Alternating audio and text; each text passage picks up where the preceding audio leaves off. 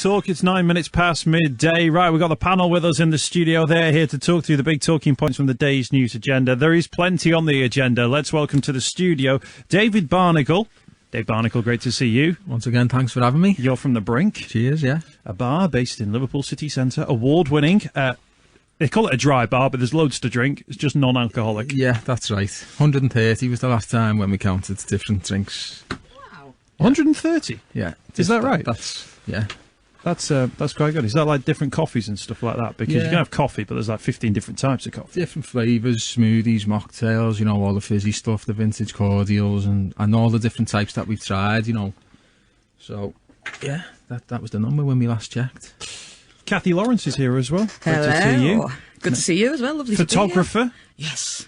Tell us about your business, because it might be up Dave's street, this. I think it's up most people's street, this okay. one. My business is called The Boudoir Book, and I'm a boudoir photographer, so that's sexy but tasteful photography. Okay. And it's all teas and no sleaze, but it's kind of like my big dream is to get women back in control of how they project their own sexuality rather than have it foisted upon them. So it's a bit political too.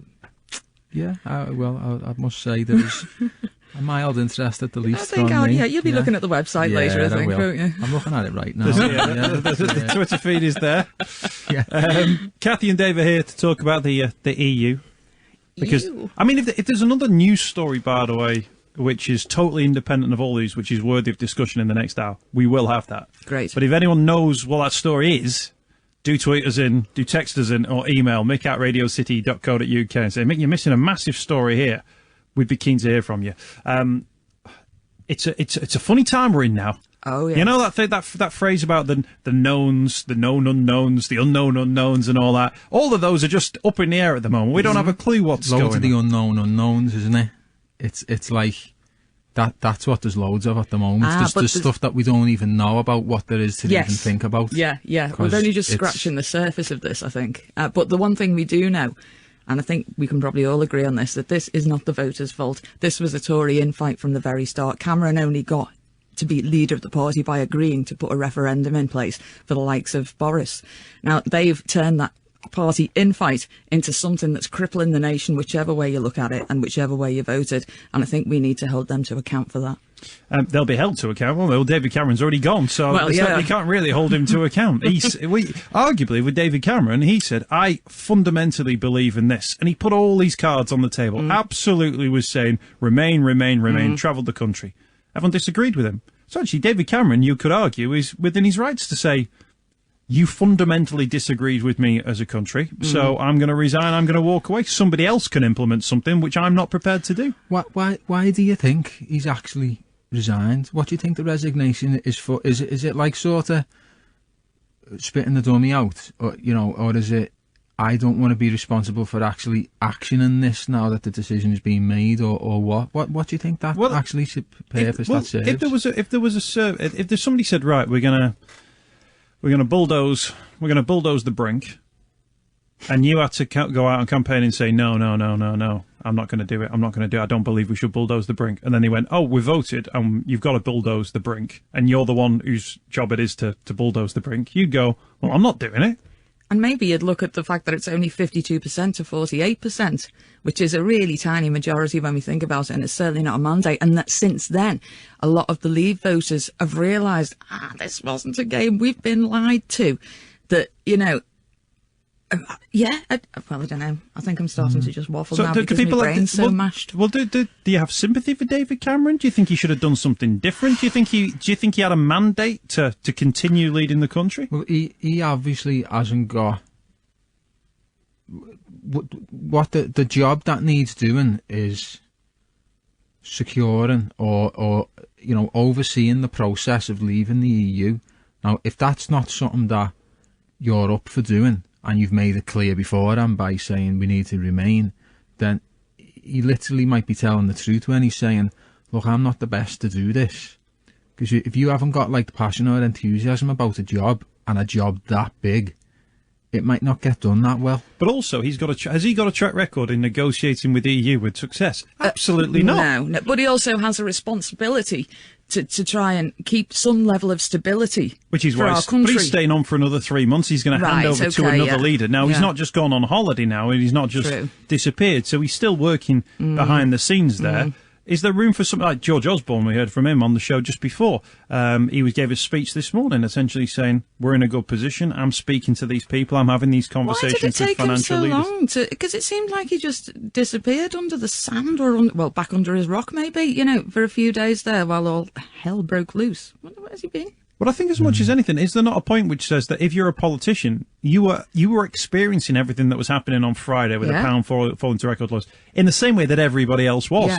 That they weren't able to come forward and step aside. There was only really Nicola Sturgeon who could have a plan for what she would say Britain voted to leave, because it was based around Scottish independence. That was almost a separate issue. But in many ways, you would expect things to be going on behind the scenes, because it seems to be new ground that we're in. It is. Yeah, it is totally. So. And it's like that's causing equal amounts of fear, anxiety, but I think a few people are starting to go, okay, we're in this situation now. We've got to try and make the most of it. Do you know what I mean? Is it people are hoping for? Because a lot of people looked at Nicola Sturgeon, and she was essentially talking about potentially a second Scottish referendum. They were going, well, I don't necessarily agree with what she's saying, but actually that is what a leader does. And I wonder whether or not with Jeremy Corbyn at the moment, he's under huge amounts of pressure. Oh, yeah. Now, has anyone seen Jeremy Corbyn stepping forward and acting like a leader? As David Cameron, as you say, has said that he's stepping down, but nobody's seen Boris Johnson come to the fore and gone, hey, I voted for this, and now I'm going to be the main man. Yeah, that's a good point, the Boris Johnson thing. He's been looking very glum, hasn't he? And he's not been celebrating his win at all. I think he knows that he's been cornered. He's painted himself into a corner. Whatever he does now, his career's pretty much in a shambles as far as I can see. If he implements it, then we'll go to hell in a handcart, possibly. If he doesn't implement it, then he's going against all his own promises. So where does that leave him? Well, where does that leave the Leave campaign? If the person who was the chief banger of the drum isn't the sort of person who's going to go, absolutely, we've done it. Is he the chief banger of the drum now, or is he just the chief banger of the drum in our eyes, in terms of how we make a hierarchy in terms of who's important? Well, no, but if you consider who were the vote Leave, the main campaign team were Chris Grayling, Michael Gove, Boris Johnson, Priti Patel. They were the main four voices of the Vote Leave campaign, weren't they? In the government, yeah. Ernie and Duncan Smith a little bit. And then obviously Nigel Farage and people like that. Yeah. It's a very, very peculiar state of affairs that we find ourselves in. What do we do? What are you looking for? Are you looking for someone to come on the TV and explain what's going on? Are you looking for somebody to explain what's going to happen? Is it going to be a voice? Is there a person? Is it a celebrity you're looking for, Dave, who's going to come forward and explain what's going on here now? Because people seem to want something. They don't know what it is. I'll tell you what I would like. I would like the leaders of the Leave Party to tell me when they decided it was a good idea to leave. They told us all the whys, and why we should leave, why it would be better, but they didn't say, and when we have left, this is what we can do, and this is what we're going to put in place, like a manifesto of some sort. We were not given any of that information, and now we're really asking for it. Nobody can give us that information, so that frightens me. Also, but it's not World War III, celebrities, is it? Anyway, the answer's not in celebrities. No, I don't want to listen to Bono or somebody like that, with his hand clapping business. I'm quite with not just this situation, but with most things, I take a stand back and try not to say or think or act too soon. Do you know what I mean? And just sort of try and survey the environment, just see what it is that's going on, and then sort of make a decision on what I might do, or if I've got any sweat, not necessarily in it, but some, other things. But I'm happy to just chill for a minute. Do you know what I mean? Yeah, just take it all in. Just see how it's, because it's still early days. Do you know what I mean? And there's probably going to be loads of it. I mean, the whole. It looks like to me the whole of the political structure in Britain is on really shaky ground. Absolutely. I think there could be possibilities of new parties forming and like, you know, splinter groups of Labour, maybe splinter voting groups reform, of Tory, you know, and it getting like really, really fractured. Breaking news. Do you know what I mean? Angela Eagle has stepped down. She's just tweeted, with deep regret, and after 9 months of trying to make it work, I have today resigned from the shadow cabinet. That is Angela Eagle, who has been a significant senior figure within the Labour Party. I've been proud to serve as Shadow First Secretary of State and as Shadow Secretary of State for Business, Innovation and Skills. Our team has achieved major successes in holding the Tory government to account. We won significant concessions and the spiteful trade union bill. We defeated their attempt to sneak through changes to Sunday trading. We fought to save maintenance grants for poorer students, and we have strained every sinew to save our vital steel industry. I was devastated by the results of the EU referendum, she says in let's call it an open letter for Jeremy Corbyn. While I respect the decision of the electorate, it is in the communities we were both elected to serve that I have been severely let down. They will be the first to suffer the economic consequences of this decision. They now face the prospect of a much more right-wing Tory Prime Minister and an advancing threat from UKIP in our heartlands, which must be vigorously countered. In such turbulent times, we need a leader who can unite rather than divide the Labour Party. We need a leader who can hold the Tories to account, provide a genuine alternative, and who can convince the country that we understand their concerns and aspirations. We need a leader who can heal the deep divisions in our country, stand up for our communities, and ultimately to keep our United Kingdom together. You can't get that from one person. Do you know, like she's projecting all of her hopes and like about how the whole thing is going to be saved, and thinking, you know, there's going to be one person somewhere who's the answer to that. You know, that's what we do, don't they? We project onto people or a person everything like that we want to see, and like I don't think that person exists. You know what I mean? There's not one person that's going to, like, you know, come from nowhere, you know, out the clouds, out the ether, and go, right, I'm going to save. Well, no, but two people might arrive, and it might be Tony Blair and Gordon Brown. For the Tories, it might be David Cameron and George Osborne. These come together, don't they? Figures who can unite a party. Whether you like Tony Blair or not, he united the Labour Party to the point where they had a landslide victory in May 1997. But isn't the political landscape now and the people in those communities that she's talking about, isn't that different? And aren't people feeling a bit different? And would they necessarily get behind? Do you know, like, I think a lot of people are feeling. Well, I was going to say, but people got behind Nigel Farage and Boris Johnson, didn't they? Yeah, that's what I mean. They're more willing to get behind figures like that now. Do you know what I mean? There are choices within the Labour Party for a new leader, should this coup actually be as effective as it looks like it is being. So there are some other choices, and I think it's up to us to, if we do support the Labour Party, and if we do want unity within the Labour Party, we need to actually join the Labour Party and have a say in who that person is, rather than sitting being keyboard warriors on Facebook or whatever and moaning about it. And actually that goes for supporters of every party. If you really believe in what your party's doing, get in there and get involved. We've all suddenly become political, and I think that's a good thing. I think it's a good thing that we're really all starting to talk about this. Some good stuff is coming out of this. Kathy Lawrence from the Boudoir Book and Dave Barnicle from The Brink, and the panel on Radio City Talk. What sort of person are you, and what sort of person are you looking for when it comes to the world of politics? We'll talk about that next. Andrew Lloyd Webber's record-breaking musical Cats is coming to Liverpool, following its sell-out run at the London Palladium. One of the longest-running shows in West End and Broadway history, this worldwide phenomenon comes to the Liverpool Empire from the 11th of July for 1 week only. Book your tickets for Cats today at catsthemusical.com and let the memory live again. 10:39 a.m. Southampton General Hospital.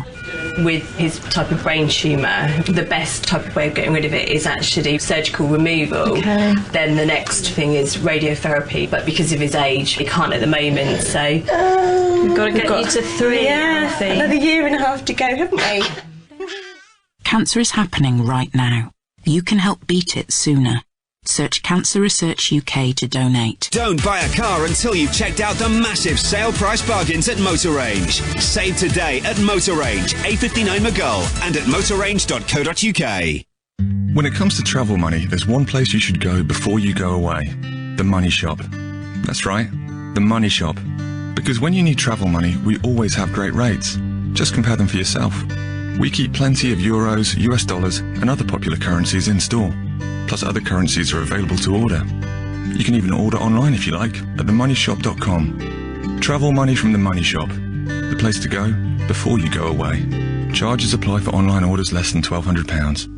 GAD keep things moving along with efficient service and competitive prices, whether you're buying your next home or selling your property. Gregory Abrams Davidson Solicitors. You'll want us on your side. You make the plans, GAD take care of the details. Visit gadllp.co.uk or call 236 5000. It's the Carpet Right sale, with a huge choice of floors and beds at half price, up to 4 years free credit and no deposit. Ends Tuesday, 8 p.m. at Carpet Right. Representative 0% APR, minimum spend applies. Get the latest travel online now at radiocitytalk.co.uk. When I dropped my phone, Vodafone got a replacement to me in just 4 hours. I had it in time to take that call from Frank, and on that call, Frank gave me the Paris job, which meant that Berlin and Milan came on board, and that turned into 6 months' work.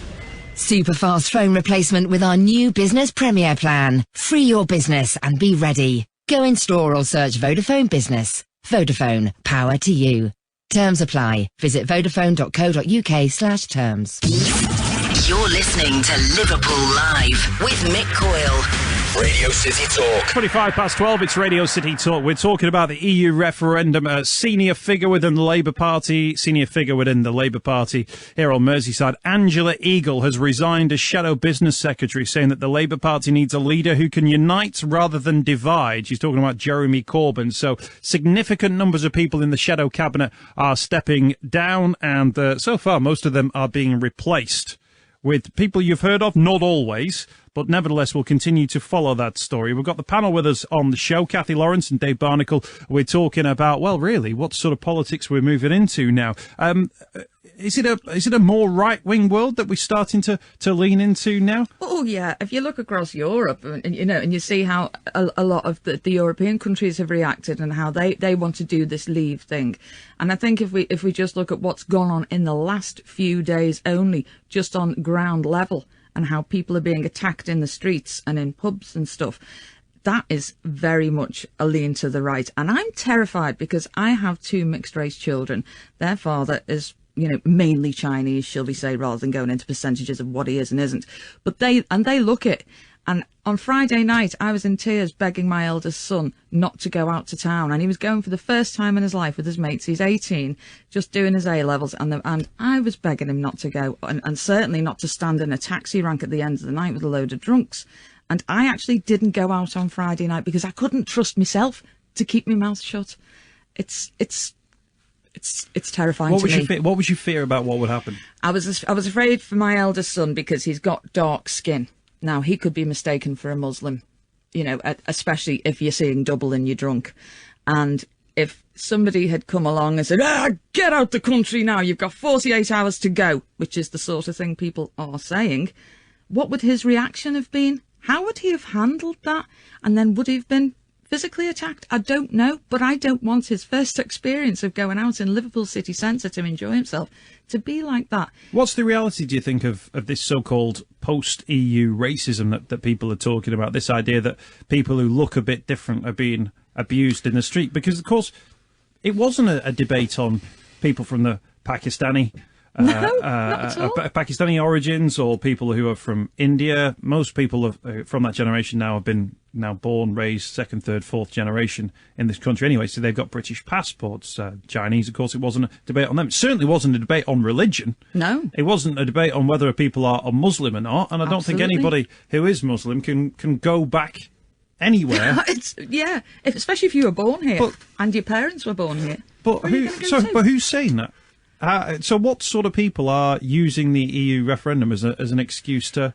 Well, a friend of mine was in the Roscoe pub the other night. Well, a friend of mine's daughter, actually. So this is second hand, but a UKIP was in the pub, and he was clearly being vocal about the UKIP win, and a group of Chinese tourists came in, and he went off on a verbal rampage on these Chinese students. Now, don't forget, we have really significant links with China. We're twinned with Shanghai from a business point of view. Liverpool University has great exchange educational programs in place so that we can go and study in China and they can come and study here.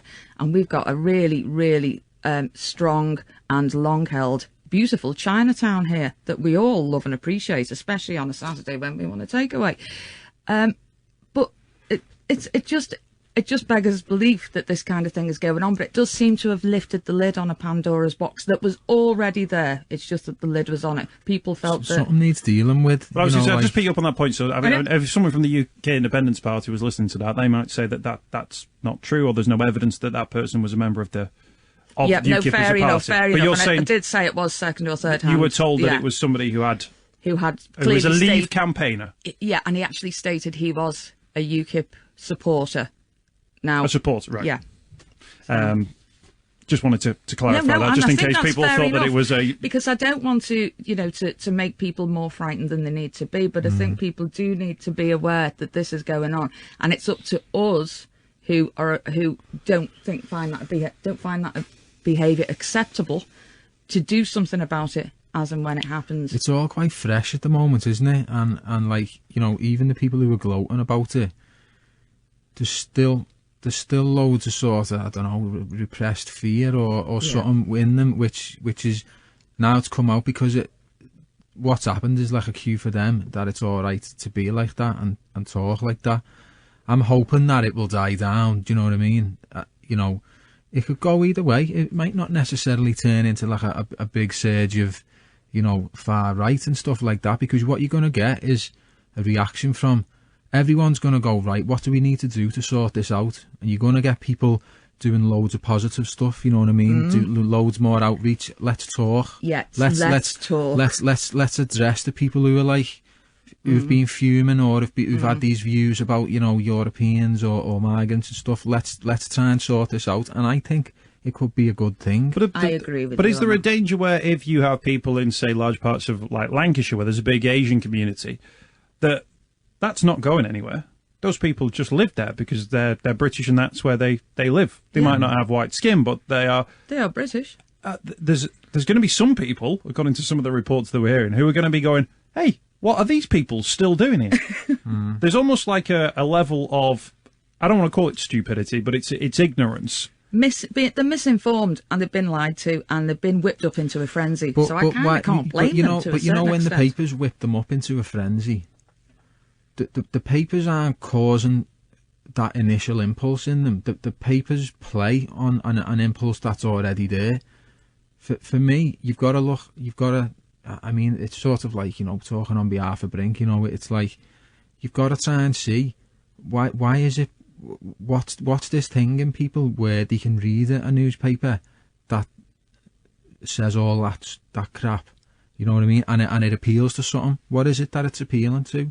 What is it that people are really thinking about, mixes of cultures and stuff like that? And I think that's where you've got to go to try and see, what the answer is and how to sort it out. Well, this is one of the things about, let's take our country back. That was one of the phrases which I think concerned a lot of people, because I don't think anyone explained where that country was taken back from. I know some laws are now coming from the EU, but we opted into that as a country by democratic means, and a lot of those laws are about the wattage in a kettle rather than anything else. This idea of a banana that's not bent enough. Taking the country back, and I think as well people were focused on immigration as an issue, weren't they? This idea that this country can be great again. But on Thursday we were the 5th biggest economy in the world. We were so big that actually we have a proportion of our budget which we actually just send out to help other people around the world. I heard somebody on one radio station say this country's living the dream. Doesn't get much better than this. No. Britain is the 5th biggest economy in the world. So much money that we have. Everybody wants to come here. That's how good things are at the moment. And why are we trying to change it? But then some people looked at that and said, no, we can be greater. It's the division that people point to, isn't it? Like, it might be the 5th biggest economy, but from bottom to top, the distance, gets wider. Oh, you mean within our society? Yeah, now that's true. Well, this comes on to the point actually I raised just before the show started. So Frank Field, the MP, says that the more deprivation is an area, the poorer the area, the more likely that people were to vote leave. Because they believe the EU is responsible for what's happened, when in fact it's our own government that's responsible for the majority of legislation. The government have, encouraged people, well, not the government, sorry, the Leave campaign have encouraged people to believe that these problems are the result of being members of the EU, and that is generally not the case. Yes, the EU is flawed, but we don't have a hand in fixing that now, do we? We've jumped out of a moving taxi. As Boris Johnson's own father said on TV the other night on The Last Leg, I mean, he did come across as another buffoon, but he said something very sensible. He said, choosing to leave is like sitting in a taxi that's going in the wrong direction, and instead of telling the driver which direction you want to go in, you jump out while it's still moving. Now that's Boris Johnson's own father.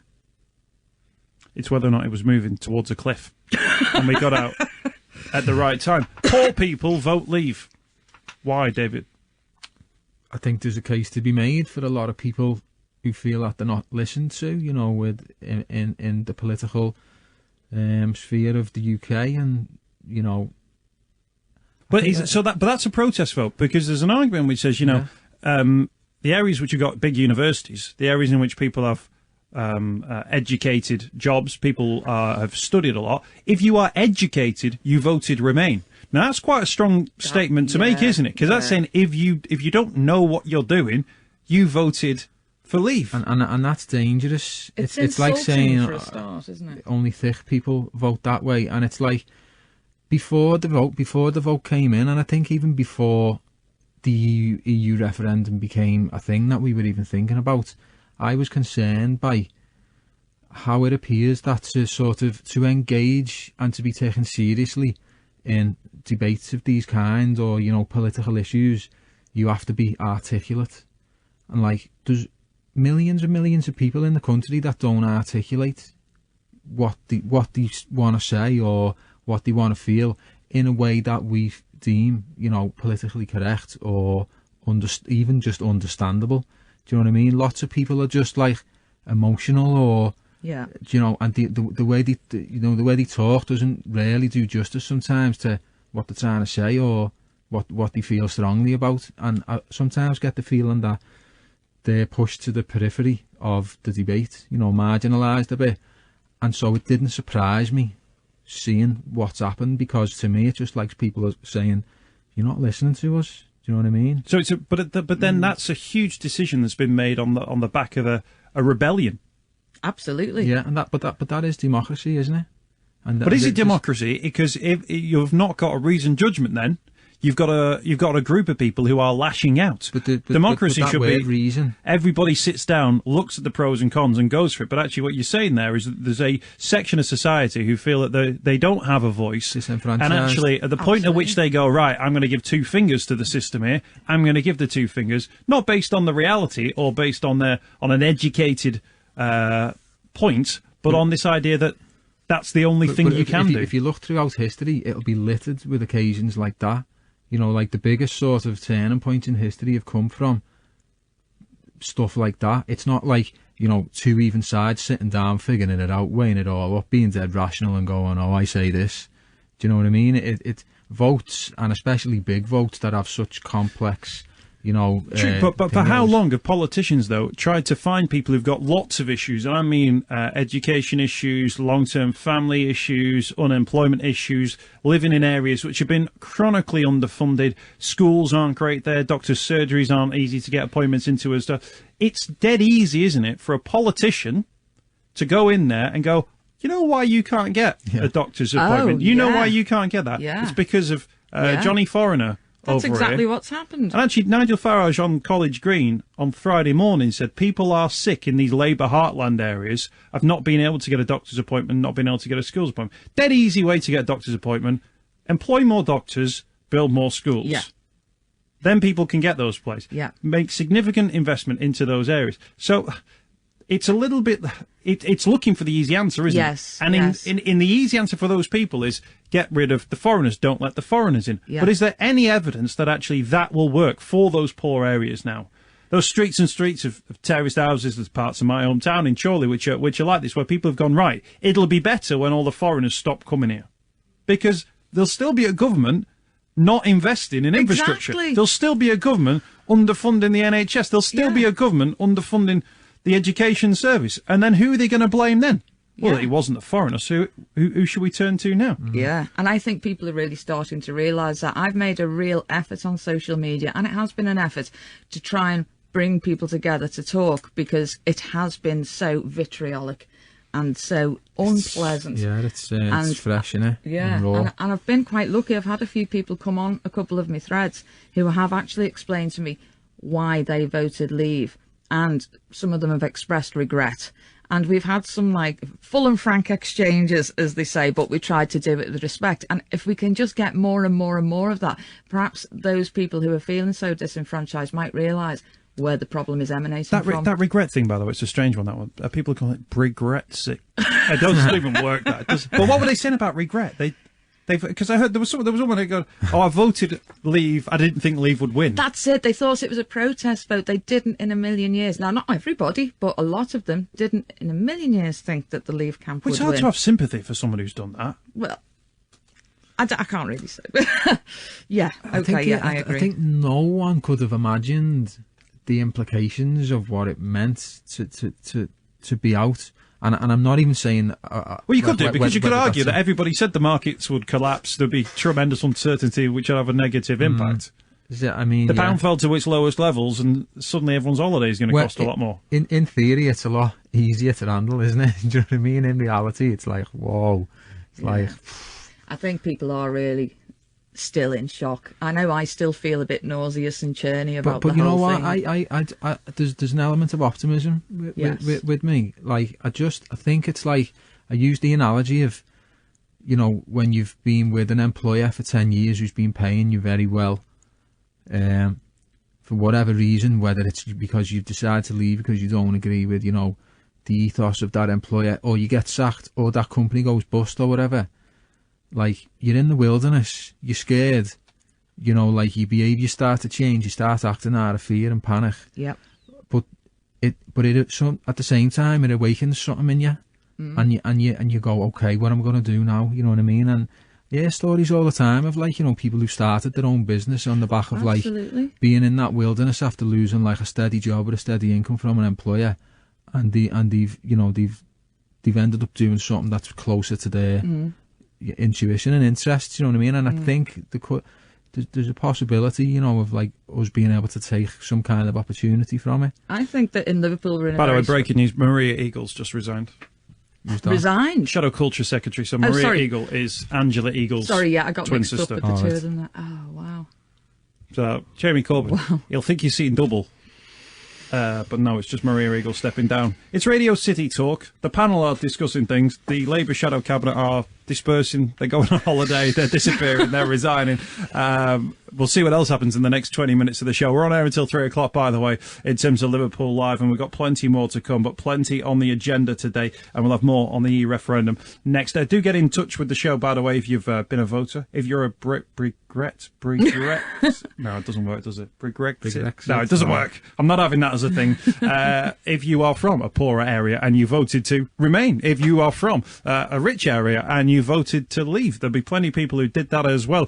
Get involved with the show today. Mick@radiocity.co.uk. Give us a shout on 708 1059. That's 0151 708 1059. This summer, spoiler alert, I'm in the CIA. Saving the world takes a little heart and a big Johnson. Dwayne Johnson, Kevin Hart. I got a plan. Might get us both killed, but if it works, it'll be a totally boss story. Cool? No, it's not cool. Cool. No, I said it's not cool. Central Intelligence in cinemas Wednesday, rated 12A. News and sport and news. Whatever way round you say it, it's all at radiocitytalk.co.uk. Radio City Talk. Your face. It's written all over it. Smug. Smug because you just got the perfect car at the perfect price. Smug because you got finance options that work for you. At Motorpoint, get huge savings on thousands of low mileage, nearly new cars and get your smug face on. Get to Motorpoint, Derby Road, Widnes or motorpoint.co.uk.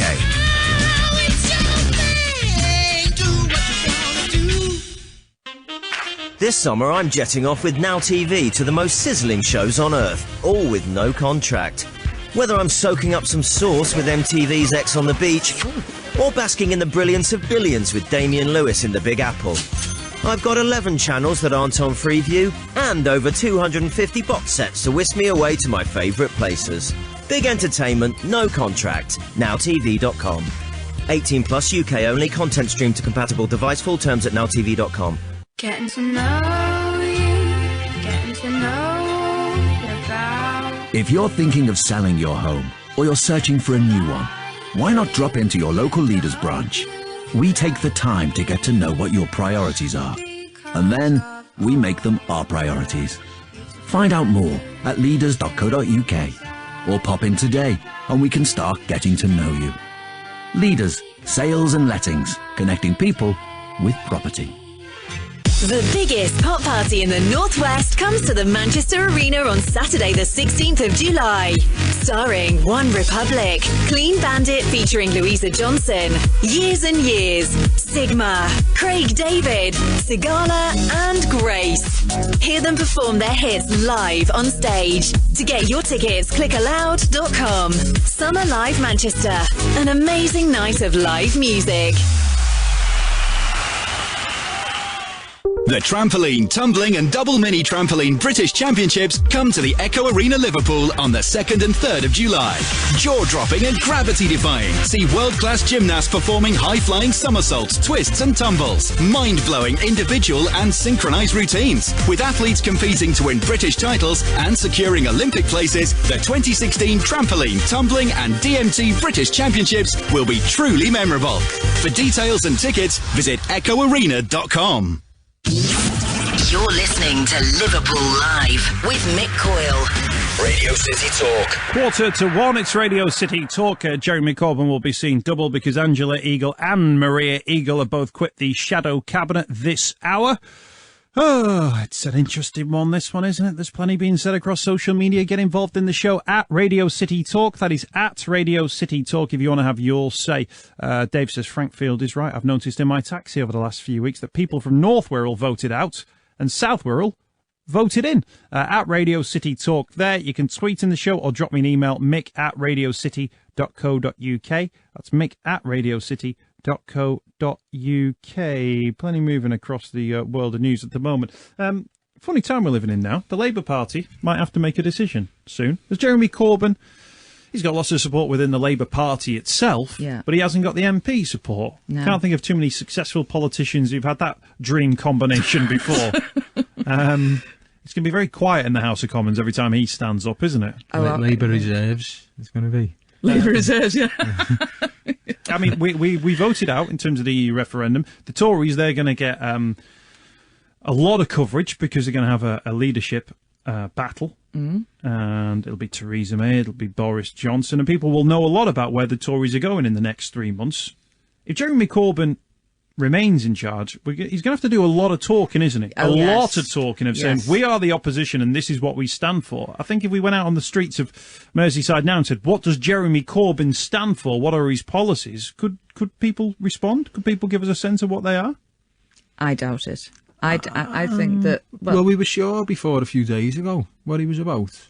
I'm sure that he's a true socialist and that he does really stand by what he believes in, and that, you know, he doesn't indulge in the playground antics in the Commons, which have always made me feel sick. You know, there's just so low, that kind of insulting, and it's just so unconstructive or deconstructive or destructive, that's the word, sorry. But now that his leadership has been put into jeopardy, I am thinking, has he got enough charisma? Could be the making of him. It'll literally be. He could take this window, and he could get in there. Do you know? Or he'll be out in days, like a damp squib. Do you know what I mean? But like, there's definitely an opportunity for him there now. Probably the best opportunity. He's probably got the best odds he's ever had at actually, you know, getting a majority vote and having like a serious challenge for, like, you know, being Prime Minister. With what's just happened, it's just threw everything up in the air. Big massive splits and factions in the Tory party, you know, and I definitely. But those people say this, but those people who vote Tory, if they're split within the Tory party, are they looking to jump over to Jeremy Corbyn? They're not, are they? They're not. No. So where does that go? Where does that split go? I think there'll definitely be like a good percentage, though, of people, again, sort of disenfranchised with the Tory party, you know, previous backers of it, with what's happening, with Cameron resigning and Boris Johnson now there and his behaviour in the last 3 days. You know, I can see them getting a lot of them getting quite disillusioned with Are there that 3 party. examples of Jeremy Corbyn where he's proved himself to be a great leader, a galvaniser of people? No, not at this stage. Well, he won the Labour leadership at a canter, didn't he? Absolutely. He won that at a landslide. Is there a speech that he gave where he thought, wow, that captured the public imagination? That, you know, create a soundbite in the news that people... Because that's essentially how people then get their information, don't they? Absolutely it is, yeah. David Cameron does it all the time. And I think that is his big weakness, the fact that he doesn't seem to be able to grab the imagination of the general population. Whilst those who have politically aware minds, probably more so than I do, they either support him or they don't, depend on whether they agree with him. But, you know, the majority of people within the party did support him in the leadership battle. Those of us on the ground who tend to just get our news from, the newspapers, and we don't really look very far into it, we don't see that person that they elected. He's not pushing his personality out there at all.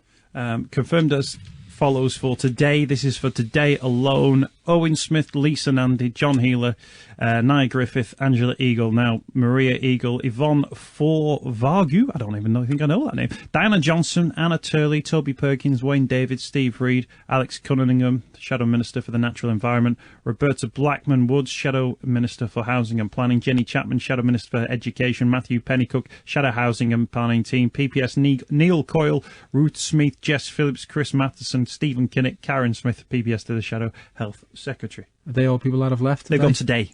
That's ahead of those who were going yesterday. That's madness. What? Stephen Kinnock's gone as well? Yep.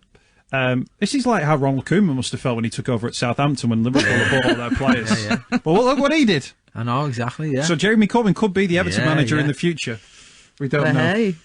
It is a funny old time we're living in, isn't it? Yeah, it really is. I mean, if you can detach yourself from all the fear and the emotion and just look at it for what it is actually very fascinating. But the thing is as well, I mean, because people will go, right, well, give us options now for the leadership, you know, give us Boris versus Jeremy, give us Boris versus Angela Eagle, whoever it might be. The only problem is that, if anything, this referendum has taught us that we don't really know. It's hard to make promises now because we don't know what we're going to get off the back of it. Because Boris Johnson was going, oh, absolutely, we're getting out of the EU. Something goes very quiet on getting out of the EU. David Cameron goes, oh, stay in the EU. As soon as he gets told to leave the EU, well, he's quit and he's walked away. Where are we going to be? Where are we going to be in October? It's going to be an interesting political end of the year. Was there anything else on the agenda that stood out for you? But to do with the EU? No, just away generally. from the EU. Okay, away from the EU and away from all the bitterness and sadness. What about the policeman that broke ranks at Pride? And actually, there were 2 different occasions when this happened, 2 sets of couples, and he came out and he came out. Do you like that? He proposed to his boyfriend, who was standing on the sidelines watching the parade, and it was just such a beautiful moment, and it just gave me a little bit of faith back in humanity, you know.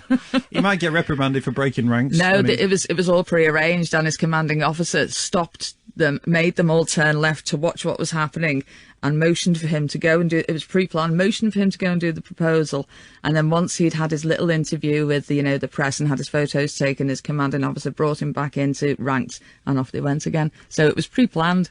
Dave Barnicle, what was it? What would it be for you to sort of cheer you up, to sort of confirm that things are going to be all right? England winning the Euros, Wales winning the Euros. Wales, yeah. There was a definite moment the day after the vote. I went down to the International Festival for Business, and there was a good few sort of heads of global corporations, the head of the HSBC Bank Global, all these real top heads that had an event there in the afternoon, which everybody attended. It was chocker because people wanted to know what's going to happen. The pound had gone down, and there was nothing but just calmness, optimism. Everyone was just saying, you know what, things have changed, but we'll be able to do everything differently, no problem. Oh, and that's nice to hear. That was coming from people who own billion, corporations worth billions of pounds across the globe, as I say, like the heads of banks and stuff like that, everyone just seemed to have this really calm demeanour, that it was sort of a bit like having to clean the office.